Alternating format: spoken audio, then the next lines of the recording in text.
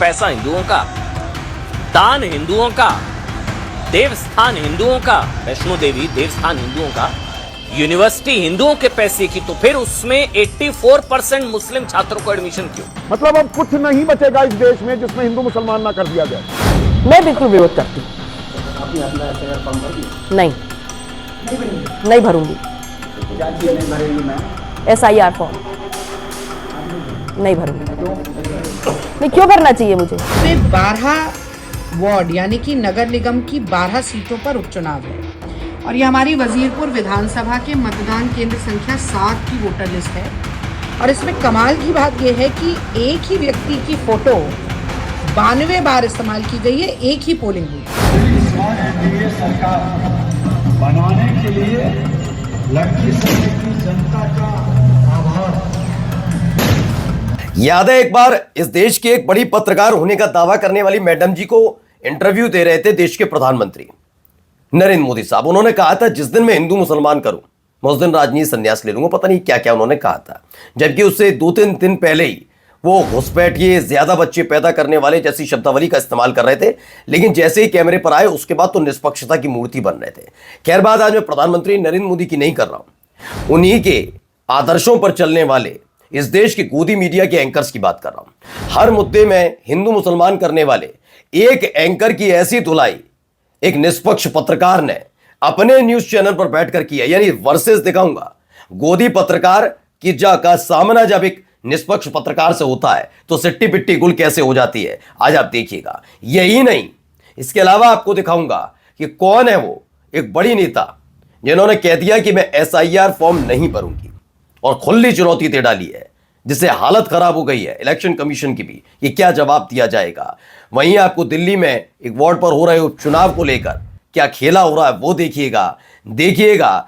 इस पूरे खेल में अलग अलग जगह से निकली हुई खबर है कि कैसे बिहार में रामराज आ गया है और कैसे आप ये भी देखिए कि सेना, जवान, देशभक्ति, राष्ट्रभक्ति के राग लापने वाले सेना के जवानों तक का घर बख्शा नहीं जा रहा है, तोड़ दिया जा रहा है। नमस्कार, मैं हूं प्राजपल गौतम और आप देख रहे हैं the live TV.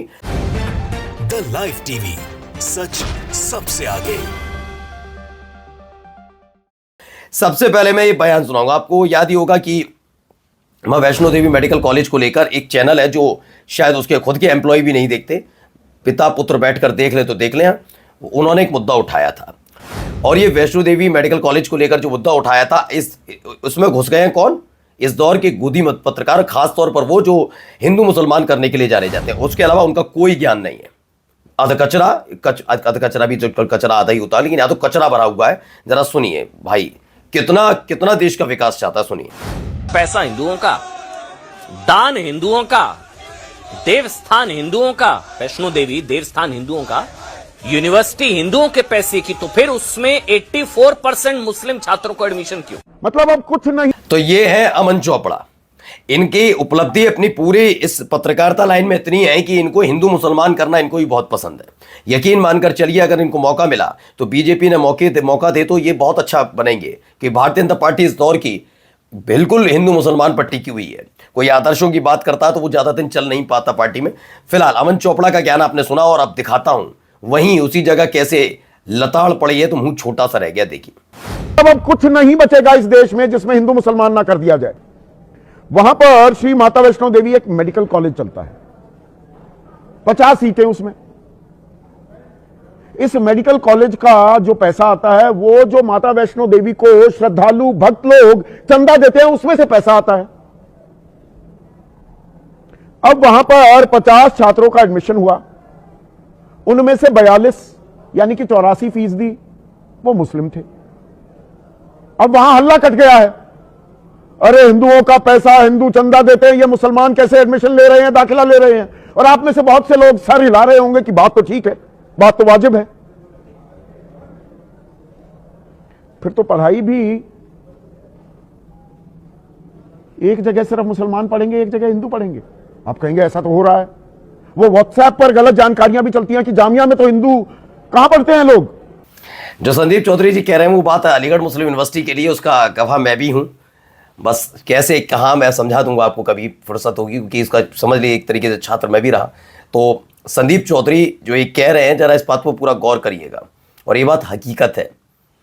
Aligarh Muslim university के लिए जो कहा, जामिया मिलिया के बारे में मुझे उतनी जानकारी नहीं है, लेकिन ये बात अगर संदीप चौधरी कह रहा है, आप सोचिए एक ऐसा पत्रकार, यकीन संदीप चौधरी और अगर अमन चोपड़ा को देखा जाए तो अमन चोपड़ा कितने विश्वसनीय पत्रकार है, कितनी इन्हें आंकड़ों की जानकारी होगी, आप समझ सकते हैं इनकी भाषा शैली के साथ। खैर, अब आई SIR फॉर्म को लेकर नया जो बवाल है, जरा क्या कह रही हैं सुनिए इनको। मैं बिल्कुल विरोध करती हूँ। आपने अपना SIR फॉर्म भर दिया? नहीं भरेंगे आप? नहीं भरूंगी। क्या चीज नहीं भरेंगी मैम? SIR फॉर्म आप नहीं भरेंगे? नहीं भरूंगी। क्यों नहीं, क्यों भरना चाहिए मुझे? क्यों भरना चाहिए? मैं तो नागरिक हूँ ना, मेरे पास तमाम दस्तावेज है, SIR मुझे क्यों भर रहा है? आप तो अपने मताधिकार से वंचित हो जाएंगे। वही मैंने बोला मैं कैसे वंचित हो जाऊंगी?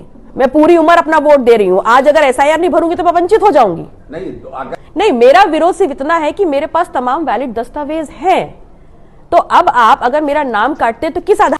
बिल्कुल, अब ये मोर्चा खोला गया है। देखिए क्या है ना, पढ़े लिखों के साथ जब पाला पड़ता है, अनबख्तों को छोड़ दीजिए और दूसरे पक्ष में भी बैठे जो हैं उन सब के लिए आप थोड़ी तर्कपूर्ण बात करते हैं तो हलक सूख जाता है। ये बिल्कुल सही बात उठाई है कि बिल्कुल मैं इतने साल, मैं भी यही बात कहता हूं कि मैं इतने साल देकर आया हूं, लेकिन हम जैसे लोगों की बात सुनता कौन है? इसीलिए आइए अगला देखिए जरा, दिल्ली में वार्ड में उपचुनाव हो रहे हैं, यहाँ पर क्या हो रहा है। में 12 वार्ड यानी कि नगर निगम की 12 सीटों पर उपचुनाव है और ये हमारी वजीरपुर विधानसभा के मतदान केंद्र संख्या 7 की वोटर लिस्ट है। और इसमें कमाल की बात यह है कि एक ही व्यक्ति की फोटो 92 बार इस्तेमाल की गई है एक ही पोलिंग बूथ पे। यानी कि राहुल जी जो वोट चोरी की बात करते हैं वो केवल लोकसभा चुनाव तक सीमित नहीं है। देखिए इसी का ये नाम, केवल विधानसभा चुनाव तक सीमित नहीं है, अब उसको आप निगम में भी देखिए क्या धांधली चल रही है। ये एक व्यक्ति की फोटो है जिसका नाम लिखा है राम दुलारे, उम्र लिखी है 87 साल। फिर वही व्यक्ति आ जाता है, उसका नाम है राम आगरे, उम्र है 24 साल। फिर वही, ये पूरा का पूरा डेटा समझ लीजिए और समझिए चुनाव आयुक्त कितना निष्पक्ष है, शर्म नहीं आती कम से कम। अब आइए रामराज वाली तस्वीरें भी देख लीजिए भाई, रामराज वाली तस्वीरें भी जरूरी हैं। वाह वाह क्या तस्वीरें बनाने के लिए लखीसराय की जनता का आभार, धन्यवाद लखीसराय। तो आभार प्रकट करने के लिए गोलीबारी ठाठा ठूठू करने की जरूरत पड़ जाती है, और यही हकीकत। अब चुनाव निकल गया ना, अब हटाओ चेहरे पर जो पड़ा हुआ नकाब है शराफत का, चला गोलियां दाएं धूं धी करते रहो, कौन पूछने वाला है। जरा यहाँ सुनिए यहाँ क्या हो रहा है। ये सरकार आपको दी है मेडल, भारत सरकार के द्वारा मेडल दिया गया है। उस मेडल का सम्मान इस तरह से इन बुजुर्ग का किया जा रहा है कि इनका घर जो है बुढ़ारी में तोड़ दिया जा रहा है। आंखों में आंसू हैं इनके, ये कि एक देश का सिपाही जो है रो रहा है। किस लिए मेडल मिला है जब महानता मेरा नहीं है? बताइए, ये हालात तो पैदा किए और अभी दूसरा कोई कुछ कह दे तो राष्ट्रवाद की उसे घुट्टी पिलाएंगे, खुद को शर्म नहीं आती। जरा जाते आते सुनिए एक बुजुर्ग का भी हाल, ये भी हाल। हमारी देखिए वो दुकान है, उन्होंने हमारी दुकान को तोड़ दिया जबकि हमारा स्टैंडर हाई कोर्ट का लगा हुआ था। सुनिए, और आप फाड़ के फेंक दिया। अब इस उम्र में आप क्या करेंगे बताइए? मैं फिर कहता हूं एक और व्यक्ति हैं जो उम्र के उस पड़ाव पर पहुंच चुके हैं, यकीन मानकर चलिए। वैसे मैं कभी किसी से अपील नहीं करता क्या करना चाहिए, लेकिन वाकई इस दुख से अगर दुखी हैं तो उस व्यक्ति को भी उसी जगह पहुंचाइए जैसे ये रो रहे हैं। ऐसे हालात तो बनने चाहिए। ये बड़ी बड़ी डींगे आंकने से नहीं होता कि बाल नरेंद्र ने बचपन में मगरमच्छ पकड़ लिया था, फिर चाय बेचने लगे, ये चले गए वो चले गए। हकीकत में इसका एक बार होना चाहिए। हम भी तो देखें कितना संघर्ष करना जानते हैं। जो आदमी आलोचना ना झेल पाए, जो सिर्फ तोड़ना जानता हो, उससे उम्मीद ही क्या करेंगे। नमस्कार। द लाइव टीवी, सच सबसे आगे।